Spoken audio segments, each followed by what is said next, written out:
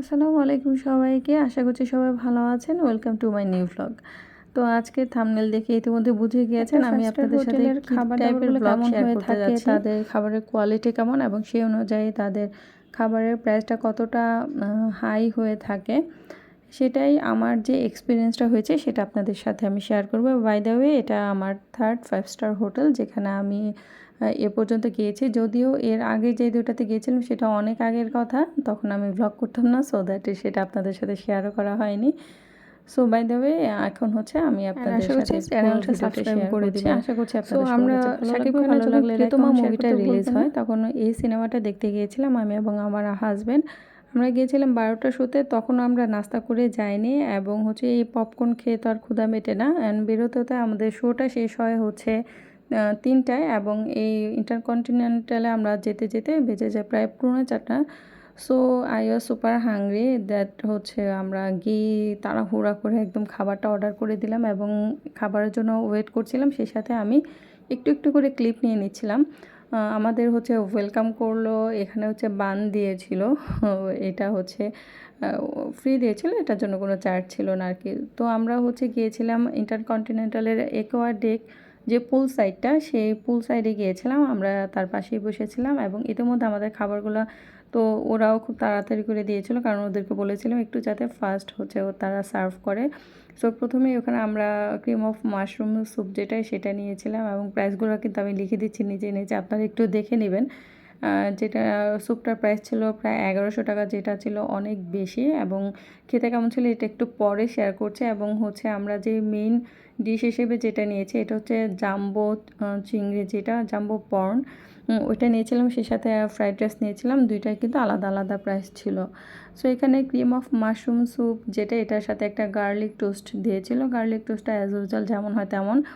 আর এখানে cream of mushroom স্যুপটা আমি আপনাদেরকে দেখানোর ট্রাই করছি। তো এটা ছিল একদমই বাচ্চারা যে সুজি খায় না, বাচ্চাদের সুজিটাও আরও বেশি মজা হয় আর কি। বাট এটা জাস্ট হয়তো বা কোনো রকম লবণ দিয়েছে, এছাড়া আর কোনো কিছুই দেয় না এবং পুরাটাই মনে হচ্ছে যে চালের গুঁড়ি দিয়ে যে সুজি তৈরি করে এরকম। জানি না আপনাদের কাছে কেমন মনে হয়েছে। আসলে এরা যেহেতু ইন্টারন্যাশনাল লেভেলটাকে নিশ্চিত করার জন্য ওদের খাবারের মানগুলোও কিন্তু ইন্টারন্যাশনাল মানেই করে থাকে।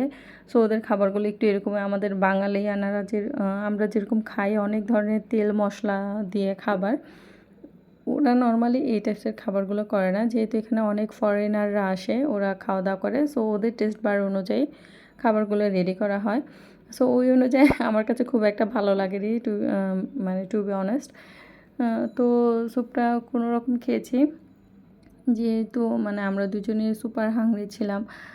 সো দ্যাট হচ্ছে ওইটা খাওয়ার পর আমাদের যখন মেইন ডিশটা চলে আসলো, আমি প্রথমেই হচ্ছে ফ্রাইড রাইসটা খাওয়া শুরু করে দিয়েছি এবং এটাও হচ্ছে পার পারসন যে এতটুকু ছোট একটা বাটিতে ছিল, এটাও মেবি 450 করেছিল। মাফ করবেন আমার যদি কেউ যদি জানেন যে বর্তমান প্রাইসটা কেমন, আর আমি যদি প্রাইসটা ভুল বলে থাকি, যেহেতু অনেক দিন আগে গিয়েছিলাম, সো দ্যাট আমার আসলে এক্স্যাক্টলি সব কিছুর দামটা মনে নেই আর কি। সো যাই হোক, এটা রাইসটা আগে খাচ্ছিলাম কারণ আমার হচ্ছে অনেক অনেক বেশি ক্ষুধা লেগেছিলো। তো এটার সাথে আমরা নিয়েছিলাম হচ্ছে জাম্বো প্রন এবং ওইটা খেতে একদমই টেস্টলেস ছিল। যেটা বললাম যে বাইরের দেশের মানুষরা এভাবেই খায়, ওরা কোনো ধরনের তেল মশলা বা অতিরিক্ত তেল মশলা খায় না। সো কোনো রকম হচ্ছে রাইসটা দিয়েই পেটটা ভরিয়েছে এবং চিংড়িটাও ভাবে খেতেই পারিনি। এবং চিংড়িটার প্রাইসটা আলাদা করেছিল 3250 টাকা এবং রাইসটা তো বললাম 450 টাকা। দেন হচ্ছে এটা চিজ কেক নিয়েছিলাম, এখানে দুই পিস দুইটা স্লাইস ছিল আর কি কেকের। সো এই চিজ কেকটা এমনিতে অনেক বেশি মজা ছিল, বাট এটার প্রাইসটা অনেক বেশি ছিল, 2250 টাকা ছিল মেবি, এরকমই ছিল, অথবা 2050 এরকম হবে। যাই হোক, আমি 2250 টাকায় ভিডিওতে লিখে দিলাম প্রাইসটা। আপনারা যদি মেইন প্রাইসটা কেউ জানেন এটা বলবেন। তো এটাই হচ্ছে, যেহেতু খাবারগুলো আমার কাছে খুব বেশি ভালো লাগতেছিল না, মানে আমার টেস্ট বারের সাথে যাচ্ছিল না। আমরা যেমন বাঙালি, আমাদের টেস্ট বারটা অবশ্যই অন্যরকম। অনেকেই আছেন যারা এই খাবারগুলো কিন্তু অনেক বেশি পছন্দ করেন, যাদের টেস্ট বারের সাথে যায় আর কি। সো হচ্ছে রাইসটা খেয়েছিলাম, রাইসটা ভালো লেগেছিলো, অ্যান্ড হচ্ছে কেকটা খেয়েছিলাম। আর কোনো কিছু তেমন ভালো লাগেনি বলে তা আমরা আর অন্যান্য কোনো কিছু অর্ডার করি না এবং প্রাইসটা কিন্তু আসলে অনেক অনেক বেশি এক্সপেন্সিভ স্টার ছিল। হোটেলের সো এক্সপেরিয়েন্স এখানে যেটা আমি হচ্ছে আপনাদের সবার সাথে শেয়ার করলাম। আশা করছি দেখলাম আপনাদের যে কাছে গিয়ে ভালো লেগেছে। অনেকেই অনেক তো ভালো ফ্রেন্ডরা হ্যাং লাগলে আউট তো করতে প্রথমেই এসেছে বলে এবং দিয়েছি ফুল কি সাইডে করতে অনেকেই হবে, লাইক সুইমিং কমেন্ট করছিল শেয়ার করতে হবে, সেই এবং সাথে চ্যানেলটা পুরো সাবস্ক্রাইব করতে ভেতরটা হবে। অনেক সবাই ভালো সুন্দর। থাকবেন, সুস্থ এখানে থাকবেন।